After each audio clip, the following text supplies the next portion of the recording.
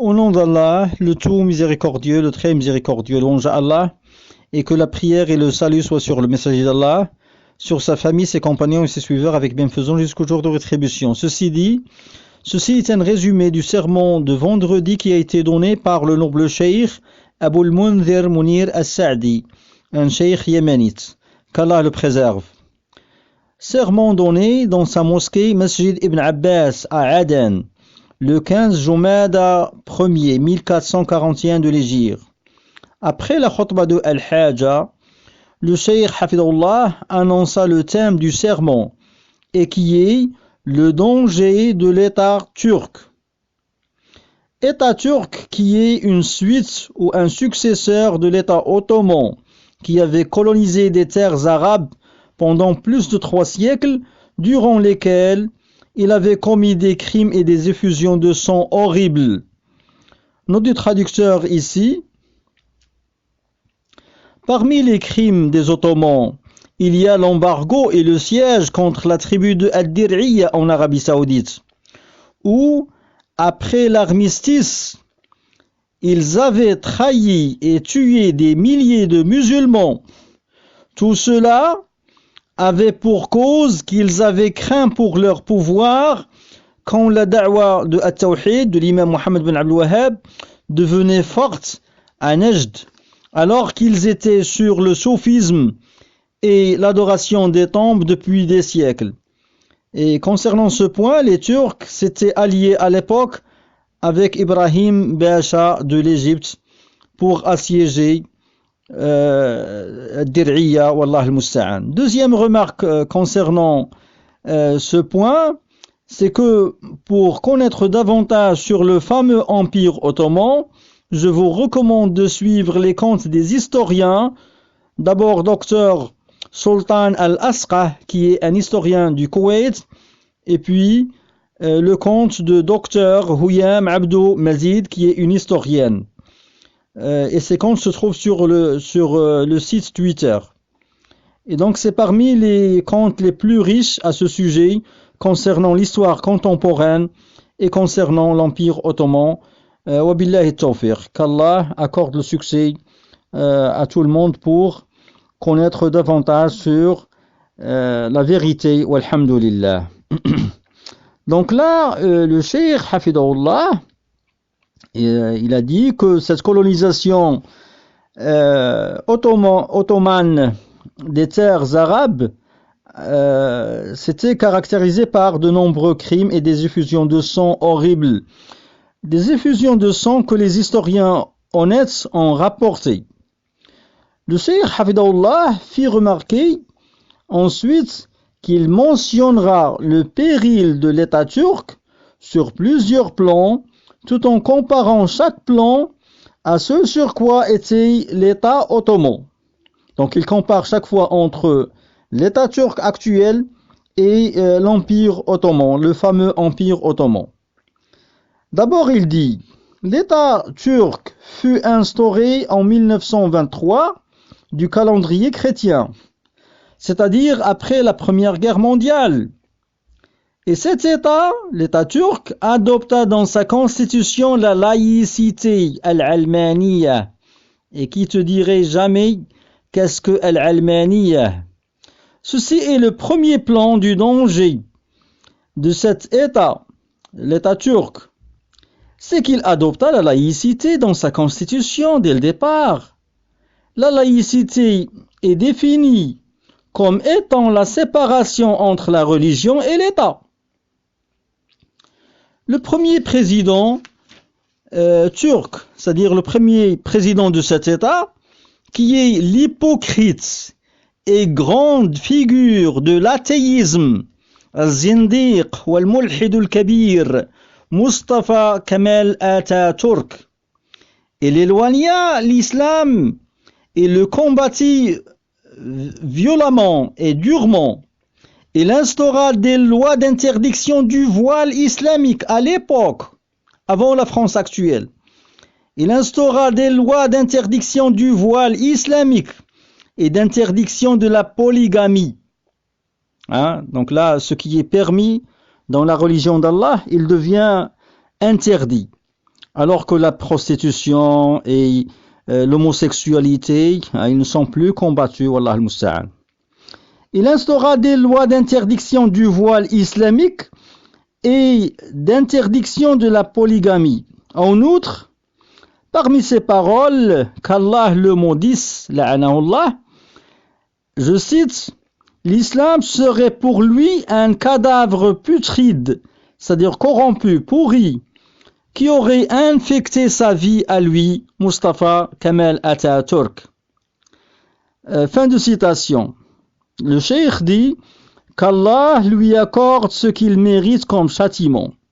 Il combattit la religion violemment et durant son époque, l'association al-shirk, l'innovation al-bid'ah et la perversion al-fujur se sont propagées ainsi que la dissolution des mœurs, inhilal wa tafassukh al-akhlaq.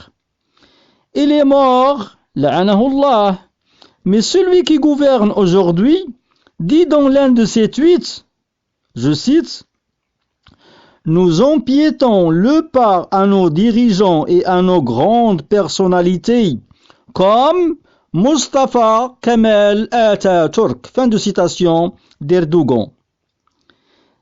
Et cet homme qui a été cité maintenant, Erdogan, il suspend les photos de Mustafa Kemal Atatürk dans ses palais et sur les murs dans son pays.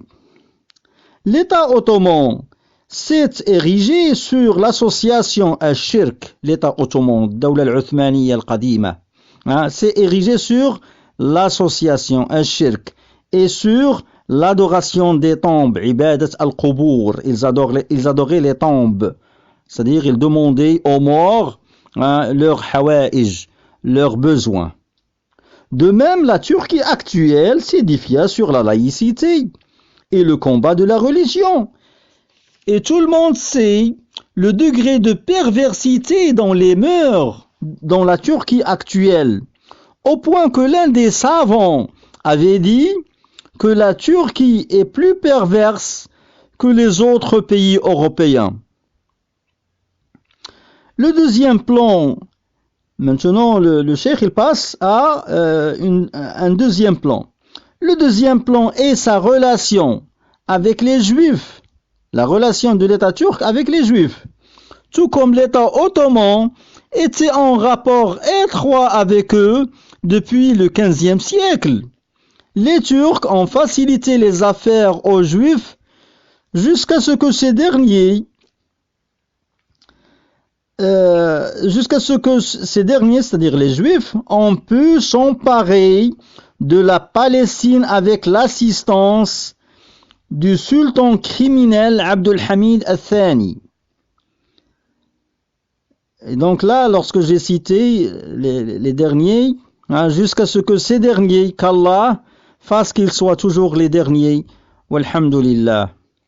Et donc ceci est une vérité que beaucoup de musulmans peuvent ignorer à cause de la désinformation et de la falsification des faits historiques.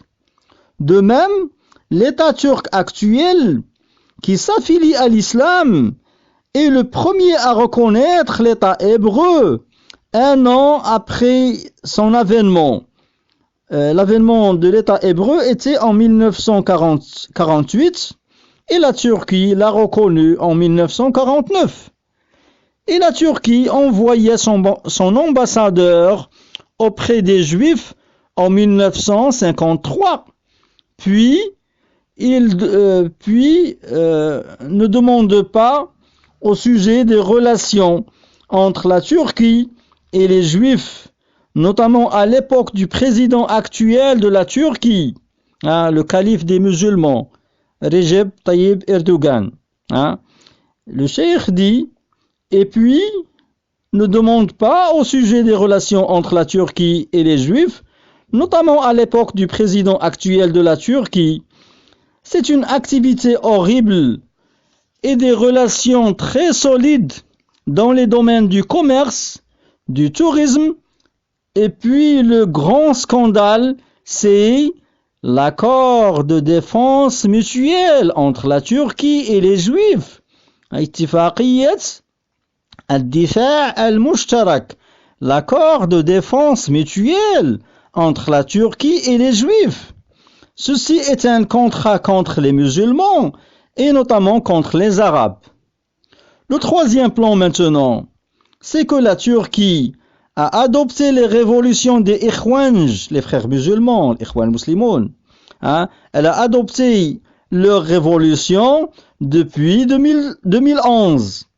De même, l'État ottoman ancien soutenait l'innovation et ses gens. Il soutenait les Rafidites et les Soufis, leur construisant des tombes, des mausolées et des monuments. Il renouvelait les tombes des Rafidas au Nejef et à Karbala. De même, à l'époque actuelle, elle soutient les organisations terroristes comme Daesh et Al-Qaïda, comme nous allons voir. Ceci est une chose bien connue que tout un chacun peut voir, hormis celui dont le cœur est aveugle, wallah al-musta'an. Il est très connu que ceux qui veulent rejoindre Daesh n'ont qu'à aller en Turquie. La Turquie soutient officiellement les groupes terroristes comme les Ikhwanj et leurs groupuscules. C'est ainsi que chaque Ikhwani qui fuit son pays comme le Yémen ou l'Égypte, il trouve refuge et asile en Turquie. Il devient donc facile pour lui de se déchaîner contre ses gouverneurs, contre son pays et contre sa patrie. Vous pouvez regarder les exemples de Tawakkul Kerman et de Mu'taz Matar et de Mohamed Nasser, qui sont des traîtres combattant leur pays depuis la Turquie. Le quatrième plan, c'est que la Turquie veut reprendre la gloire de l'État ottoman, et c'est ainsi qu'il déclare que les pays arabes appartenaient au sultan de l'État ottoman, Kirkouk, Al-Mosil, Halab et le Koweït appartiennent donc à ces sultans, notamment le sultan criminel Sulayman al-Qanouni. Ils veulent reprendre ces terres et les coloniser, comme leurs ancêtres les avaient colonisées, au point que le président actuel avait dit en 2009 « Je ne suis pas un président ordinaire, je suis un président qui se veut parmi les descendants des Ottomans. » Fin de citation. Et l'un de ses auxiliaires avait déclaré, je cite, « Ils disent de nous les New Ottomans. Oui, certes, nous sommes les New Ottomans. » Fin de citation. Et pour réaliser cette reconquête, ils ont favorisé d'abord une conquête culturelle des terres arabes à travers les séries télévisées qui entrèrent dans la plupart des foyers musulmans, sauf les foyers qu'Allah a gratifiés de sa miséricorde. Ils ont déversé vers nous les séries d'amour, au point que beaucoup de jeunes, filles et garçons, rêvent et espèrent partir en Turquie. Et ils ont joint à ces séries d'autres séries d'histoires fausses et mensongères qu'ils ont forgées de toutes pièces, de leur propre imagination. C'est ainsi qu'ils ont propagé la série intitulée Artagl, Ertugrul, et la série de Abdul Hamid. Qu'est-ce qu'ils veulent par là?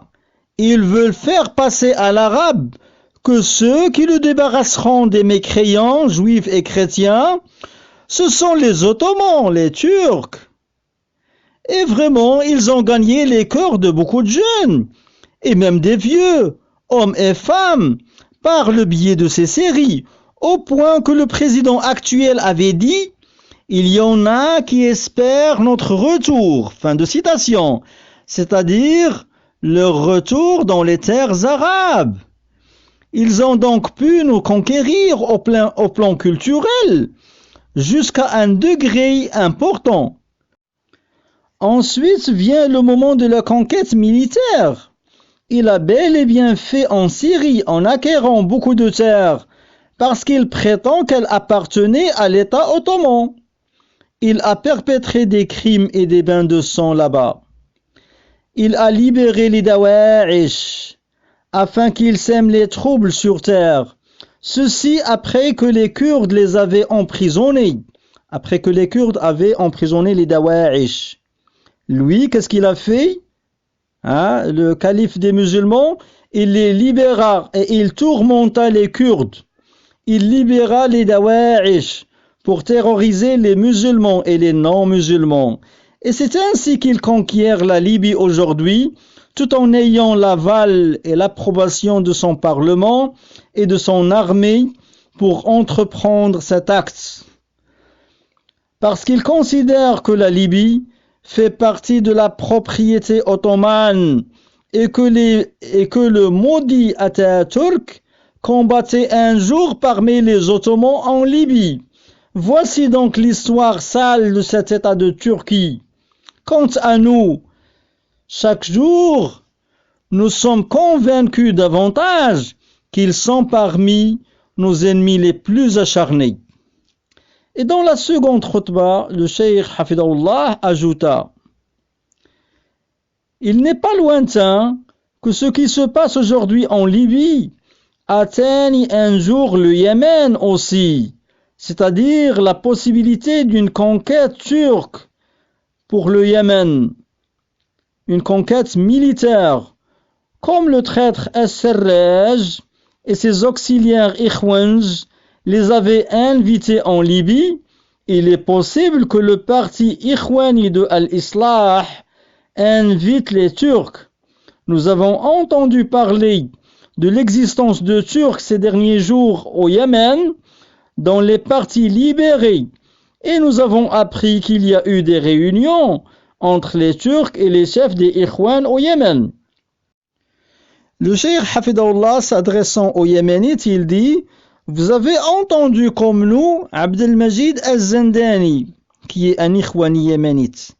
Abdelmajid Az-Zindani dire lors d'une grande manifestation des Ikhwan, je cite: en 2020, une civilisation s'érigera et s'établira depuis la Chine à l'océan Atlantique, et c'est un califat islamique. Fin de citation. Il veut la Turquie avec son président.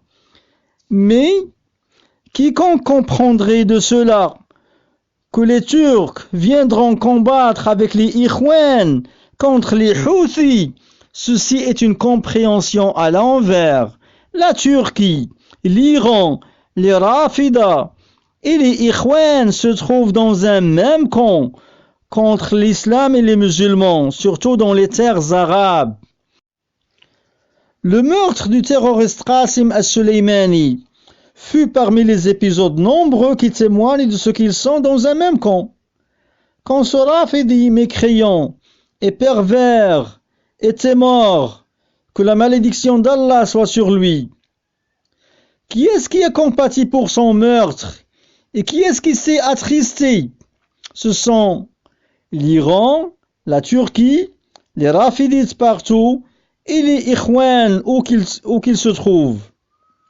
Certains Ikhwani comme ceux de Hamas l'ont qualifié de Shahid al-Quds, le martyr de Jérusalem. Je conseille donc aux sermonneurs et aux musulmans de mettre en garde contre cet axe du mal, Mihwar al-Shar, qui est l'Iran, la Turquie, les Rawafid et les Ikhwan. Les musulmans peuvent mettre en garde contre eux en propageant les conférences et les sermons sur les réseaux sociaux notamment. Ô musulmans, mettez en garde contre le mal et invoquez Allah subhanahu wa ta'ala pour vous protéger contre le mal et contre les malfaiteurs. Comme Allah subhanahu wa ta'ala avait dit: فَسَيَكْفِيكَهُمُ اللَّهُ وَهُوَ السَّمِيعُ الْعَلِيمُ. Alors, traduction rapprochée du sens du verset, alors Allah te suffira contre eux, et il est l'audient, l'omniscient, Surat al-Baqarah, la vache, verset 137. Et il dit subhanahu wa ta'ala, Wallahu a'lamu bi'a'da'ikum, wa kafa billahi waliyan wa kafa billahi nasira. Traduction rapprochée du sens de ce verset. Allah connaît mieux vos ennemis, et Allah suffit comme protecteur, et Allah suffit comme secoureur. Surat An-Nisa, les femmes, le verset 45. Fin de cet audio.